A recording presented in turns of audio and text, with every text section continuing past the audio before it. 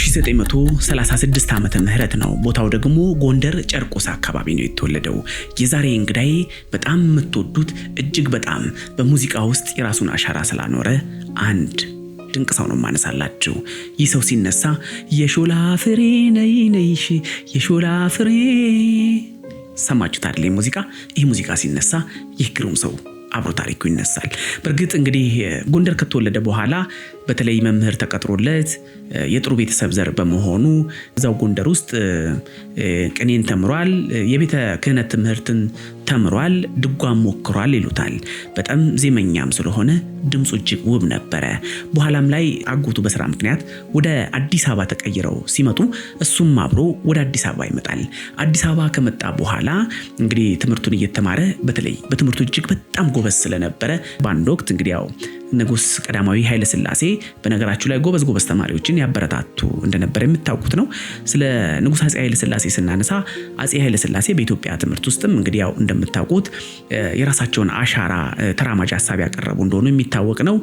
ዮቤልዩ ቤተ መንግስታቸውን ጭምር ለአዲስ አበባ ዩኒቨርሲቲ አሳልፈው በመስጠት በኢትዮጵያ ውስጥ ትምህርት እንዲስፋፋ በተለይም የከፍተኛ ትምህርት ተቋማትም ድርሻቸው ለሀገር ሚናቸው ከፍተኛ እንደሆኑ የተረዱ በመሆናቸው መኖሪያቸው ለዩኒቨርሲቲው በመስጠት አሁንም ድረስ ያ ቦታ እንግዲህ አዲስ አበባ ዩኒቨርሲቲ የእሳቸው ቤተ መንግስት እንደነበር የሚታወቅ ነው። በሌሎች ደግሞ በተለይ ከታች የሚመጡ ተማሪዎችን ደግሞ በማበረታታት ረገድ ራሳቸው ከሁሉም ትምህርት ቤቶች ጎበዝ የሆኑ ተማሪዎችን ይሸልሙ ነበርና እሱም በአንድ ወቅት እንግዲህ ቤተ መንግስት ድረስ ተጠርቶ ከተሸለሙ ተሸላሚዎች መካከል አንዱ ነው። ድምፃዊ ታምራት ሞላ።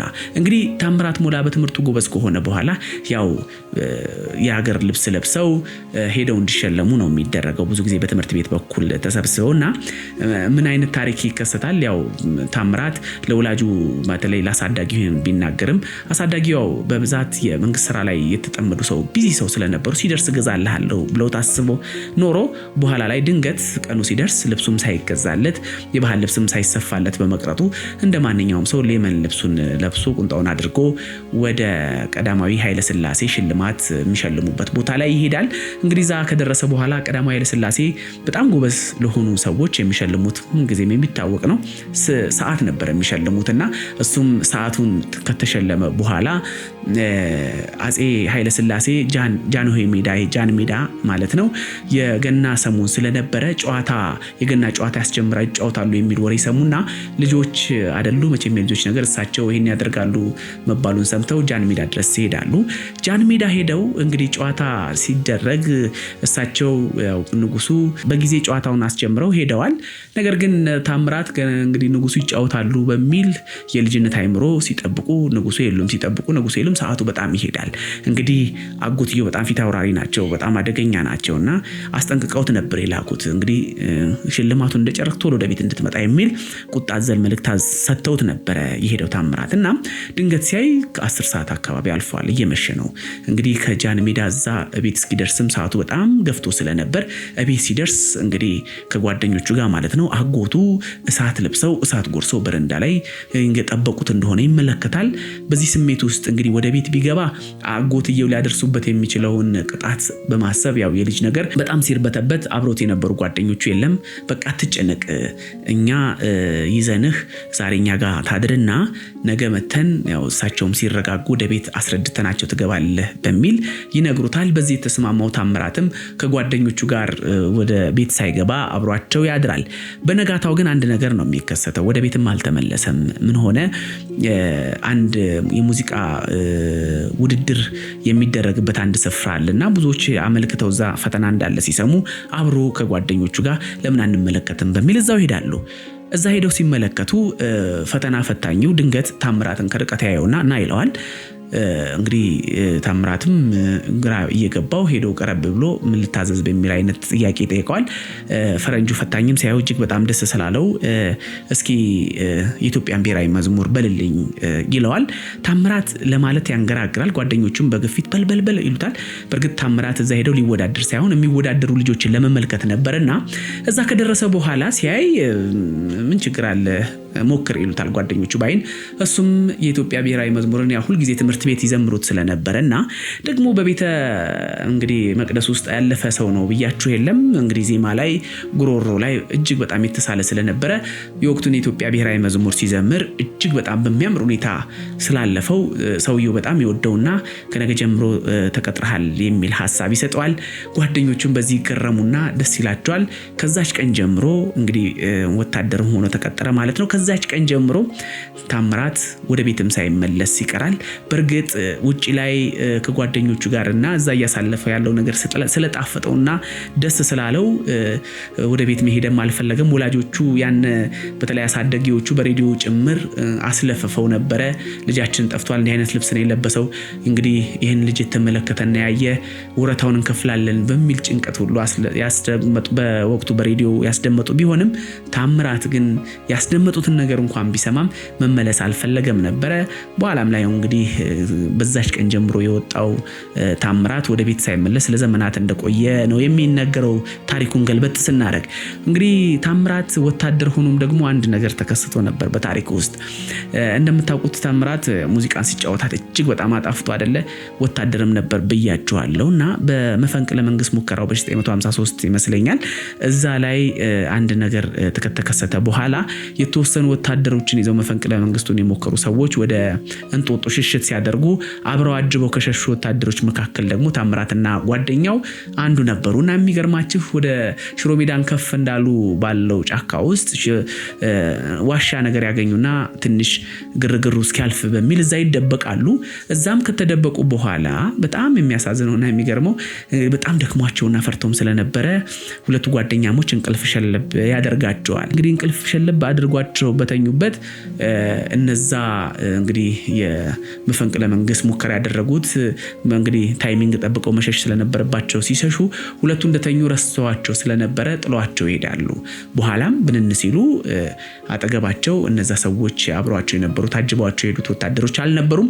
እንግዲህ በዚህ ግራ የተጋቡት ታምራት ሞላና ጓደኛው አንድ መላ ይዘይዳሉ። ወደ ሽሮ ሜዳ ይመጡና ሽሮ ሜዳ አካባቢ ነው እንደምታውቁት አሁንም እደ ጥበብ በስፋት የሚሰራበትና የሚሸጥበት ቦታም አይደለ። እዛ እደ ጥበብ የሚሰሩትን ሰዎች አናግረው መሳሪያቸውንና የወታደር ልብሳቸውን ከሸጡ በኋላ የሲቪል ልብስ ለብሰው ኮፍያቸውን ገዝተው ወደ ከተማ እንግዲህ ድጋሚ ተመልሰው እንደገቡ የታሪክ ማህደራቸው ይናገራል። ከዛ በኋላ እንግዲህ በሙዚቃ ውስጥ እጅግ በጣም አስገራሚ በተለይም ዘመን ተሻጋሪ የሆኑ ስራዎችን ሰርቶልን ታምራት ሞላ እንዳለፈ የሚታወቅ ነው። በእርግጥ ስለ ታምራት ሞላ ስናነሳ በተለይ በሚሰራቸው የሙዚቃ ስራዎች ውስጥ ሁልጊዜም የሚቆጭባቸው በርካታ ሙዚቃ ስራዎች እንዳሉት የምናውቀው ነው። በተለይ በነሱ ዘመን የነበሩ የሙዚቃ ሽግግሮች ሳንሱርድ ያገኛቸው ስለነበረ ዘፍነው ከተላለፈው ወደ ህዝብ ጆሮ ከደረሰው ያልደረሰው ይበዛ ስለነበረ ብዙ ጊዜ ያማረሩ እንደነበረ ያው የታሪክ ድርሳናታቸው ይናገራል። በተለይ ደግሞ ዘረኝነትን የተናገረበት ሙዚቃዎች፣ አለልዩነት ኢትዮጵያ አንድ ናት ብሎ የሚያስባባቸው፣ ኢትዮጵያዊነት ይለምልም ይቅደም ብሎ የዘፈናቸው፣ ሀገር ያስቀደመባቸው በርካታ ሙዚቃዎች ፖለቲካል እይታቸው ጥሩ እንዳልነበሩ በፖለቲካ አርታዮች በኩል በደንብ ስለታየባቸው ብዙ ጊዜ የመድረክ ስራዎቻቸው ሳይቀርብ በተለይ ለህዝብ ሳይደርስ በማለፉ ሁልጊዜም እንደሚቆጭ ነው የታሪክ ድርሳኑ የሚገልጸው። እንግዲህ ታምራት ድራም መጫወትም ይወድ ስለነበር ድራም ይጫወት እንደነበር ታውቃላችሁ። በጣም ድራምም ጎበዝ ነበርና በኋላ ላይ የነጥላሁን ገሰሰ ሙዚቃ በጣም እነሱን ያደንቅ ስለነበረ ሲጫወት ያዳመጡት ሰዎች እድል ይሰጡትና አሜሪካን ግቢ ሄዶ እድሜው 18 ቢሆንም 21 ዓመቴ ነው በሚል በማጭበርበር በቀን እቴሜት የሚባል በጣም በወቅቱ ታዋቂ የሆነ ጭፈራ ቤት ነበረ።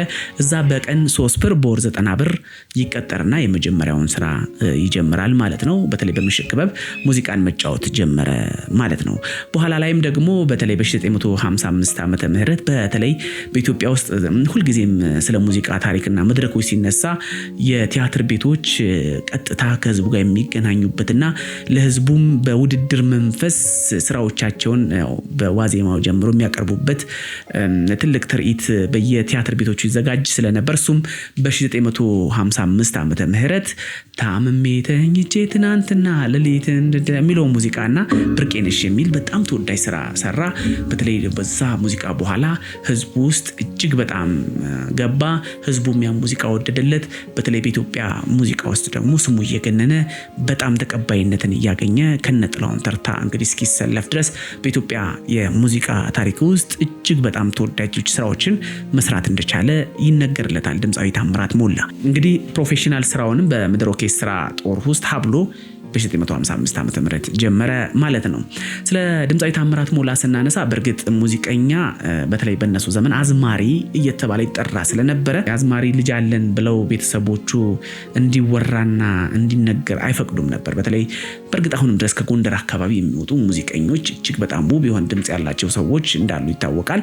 በዛ ዘመን ግን በተለይ አዝማሪ የሚባለውን ነገር አይወዱትም።